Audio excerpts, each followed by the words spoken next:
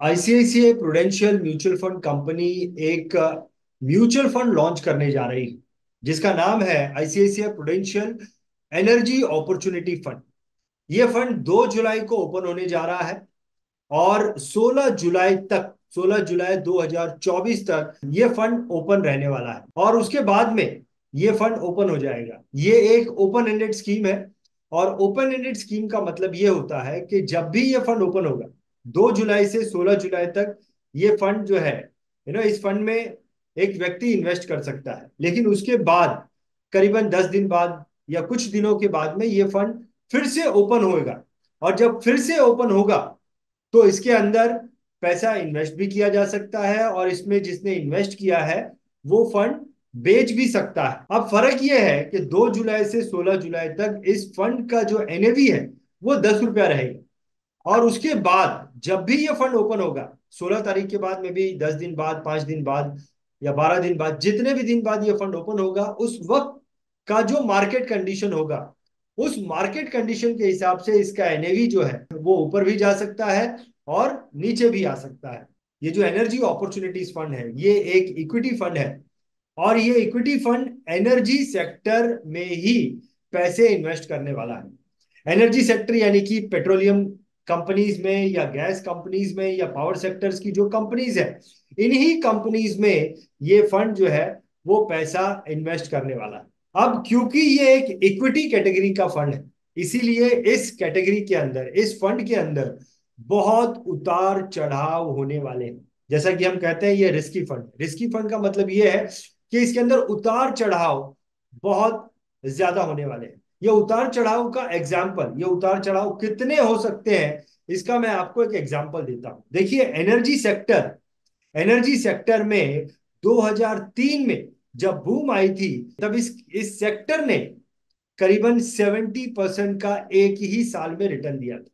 लेकिन 2008 में जब बहुत बड़ी मंदी आई थी तब इस सेक्टर में एक ही साल में 50% का घाटा हुआ था। अब इस प्रकार से इसमें कभी बहुत ज्यादा फायदा भी होता है, कभी बहुत ज्यादा नुकसान भी होता है। लेकिन पिछले 20 सालों का अगर एनर्जी सेक्टर का रिटर्न, एवरेज रिटर्न देखा जाए तो ये 20% है। यानी कि हर साल 20 सालों में जितने रिटर्न दिए हैं उसे 20 सालों में डिवाइड किया जाए तो हर साल करीबन 20% का रिटर्न इस सेक्टर के थ्रू मिला है। लेकिन किसी वक्त बहुत ज्यादा मिला, किसी वक्त बहुत कम मिला। अब अगर ये 20% जो 20 साल में एवरेज इस सेक्टर ने दिए हैं, इसको अगर पैसों में कन्वर्ट करके देखा जाए तो अगर 1 लाख रुपया 20 साल पहले इस सेक्टर में किसी ने इन्वेस्ट किया है तो आज उसके 38 लाख रुपीज हो चुके हैं। तो इतना फायदा आपको मिल सकता है। लेकिन एक बात ध्यान में रखनी पड़ेगी, इसमें उतार चढ़ाव बहुत ज्यादा होते हैं। अब समझते हैं कि ये जो सेक्टर है, इस सेक्टर में क्या एक्चुअली में ग्रोथ होने वाली है। देखिए, एनर्जी की जरूरत हर व्यक्ति को है, पूरे देश को है। क्योंकि देश भर में इंफ्रास्ट्रक्चर बढ़ते जा रहे हैं, गाड़ियां बढ़ती जा रही हैं, लोगों की जरूरतें बढ़ती जा रही हैं और इन सभी चीजों को मैनेज करने के लिए एनर्जी की जरूरत है।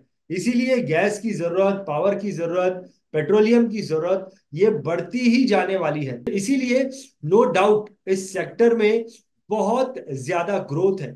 लेकिन फिर से यही कहना चाहूंगा कि इसमें उतार चढ़ाव बहुत होती है।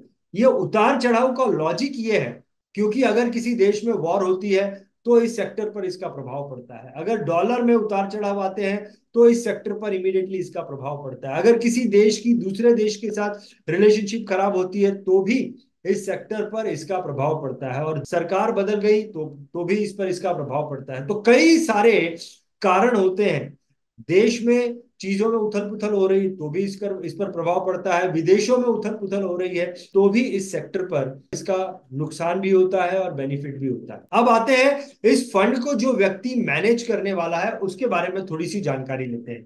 देखिए, इस फंड मैनेजर है mister Shankaran Naren. Mister Shankaran Naren ICICI Prudential mutual fund company के साथ 2005 से काम कर रहे हैं और ये एक बहुत ही कामयाब फंड मैनेजर है।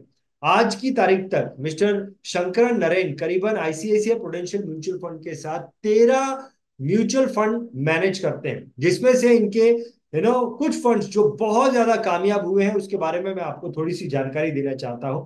आईसीआईसीआई डिस्कवरी फंड, ये बहुत ही ज्यादा कामयाब हुआ। इस फंड ने पिछले 15 सालों में करीबन 20% का एवरेज सालाना सीएजीआर रिटर्न दिया है। इसके अलावा मिस्टर एस नरेन जी का ICICI Prudential India opportunities fund बहुत ज्यादा सक्सेसफुल हुआ, जिसे ये मैनेज कर रहे हैं। ये करीबन 5 साल पुराना फंड है और पिछले 5 सालों का हम इसका सीएजीआर एवरेज रिटर्न देखें तो ये 25%, करीबन ये 25% तक आता है। देखिए, ये जो एनर्जी अपॉर्चुनिटीज फंड है, ये फंड निफ्टी एनर्जी इंडेक्स को फॉलो करने वाला है। निफ्टी एनर्जी इंडेक्स को इसीलिए फॉलो करने वाला है क्योंकि निफ्टी एनर्जी इंडेक्स के अंदर जो कंपनीज हैं, उन्हीं कंपनीज के अंदर ये फंड अपने पैसे को उन्हीं कंपनीज के अंदर ये फंड अपने पैसे को इन्वेस्ट करने वाला है। हमेशा ये कंपेयर किया जाएगा कि इस फंड के जो रिटर्न है उसको कंपेयर किया जाएगा इस इंडेक्स के साथ। हमेशा एप्पल टू एप्पल कंपेयर होता है, कभी एप्पल टू ऑरेंज कंपेयर करना वो गलत हो जाता है। हो सकता है कि एफएमसीजी सेक्टर ने 40% का रिटर्न दिया हो, लेकिन इस फंड ने -10% का रिटर्न दिया हो, लेकिन फिर इसे एफएमसीजी सेक्टर के साथ कंपेयर करना गलत होगा। ये देखना होगा कि इस कैटेगरी की कंपनीज का क्या हाल है, वो चेक करने के लिए इसके इंडेक्स को चेक किया जाए तो वो सही होता है। तो हमेशा जब भी इस फंड के रिटर्न्स को दिखाया जाएगा तो साथ में ये बताया जाएगा कि एनर्जी इंडेक्स का रिटर्न जो है वो कितना है। तो ये हो जाएगा एप्पल टू एप्पल कंपेयर। अब बात करते हैं ICICI Prudential mutual fund company के बारे में। देखिए, ICICI Prudential mutual fund company ये 31 साल पुरानी कंपनी है और ICICI Prudential mutual fund company के बहुत सारे फंड्स जो हैं वो बहुत सक्सेसफुल हुए हैं। ICICI Prudential mutual fund industry की one of the largest mutual fund company है। इस कंपनी के पास में बहुत बड़ी बहुत बड़ी और बहुत एक्सपीरियंस्ड रिसर्च टीम है और इस रिसर्च टीम की मदद से ये आइडेंटिफाई कर सकते हैं कि कौन सी कंपनी के स्टॉक्स बाय करने चाहिए, कौन सी कंपनी के स्टॉक्स नहीं बाय करने चाहिए। अब हम बात करते हैं कि ये आईसीआईसीआई प्रुडेंशियल कंपनी के बाहर कौन सी ऐसी कंपनीज हैं जिन्होंने इस प्रकार के फंड को लॉन्च किया है, एनर्जी से रिलेटेड फंड्स को उन्होंने लॉन्च किया है। तो देखिए, डीएसपी म्यूचुअल फंड कंपनी ने आज से 11 साल पहले डीएसपी नेचुरल रिसोर्सेस नाम से एक फंड लॉन्च किया था। इसके अलावा टाटा म्यूचुअल फंड कंपनी ने आज से 8 साल पहले Tata resources and energy fund नाम से एक फंड लॉन्च किया। इसके अलावा आज से 4 महीने पहले एसबीआई म्यूचुअल फंड कंपनी ने एसबीआई अपॉर्चुनिटीज नाम से एक फंड को लॉन्च किया। अब बात आती है कि क्या मुझे इस फंड में इन्वेस्ट करना चाहिए या नहीं करना चाहिए, तो उसमें मेरी एक छोटी सी राय मैं आपके सामने रख देता हूं। देखिए, मैं दो कंडीशन आपको देता हूं और इन दो कंडीशन के चलते ही आप इस फंड में अपने पैसे को इन्वेस्ट कर सकते हैं। पहली कंडीशन ये कि आपका जो भी म्यूचुअल फंड का पोर्टफोलियो है, उस पोर्टफोलियो का मैक्सिमम आप 10% इस फंड में इन्वेस्ट करिएगा।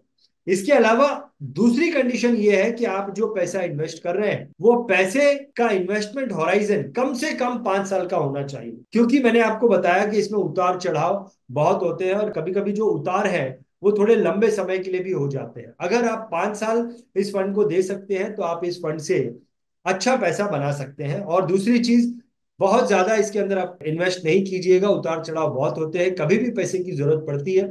इसीलिए अपने पोर्टफोलियो का सिर्फ 10% ही, अराउंड 10% ही आप इस फंड में डालना। बाकी ये मैंने आपको मैक्रो इन्फॉर्मेशन दी है, आप अपने फाइनेंशियल एडवाइजर के साथ में बैठकर प्रिसाइज पता कर सकते हैं कि आप और कितना ज्यादा या कितना कम इस फंड के अंदर इन्वेस्ट कर सकते हैं।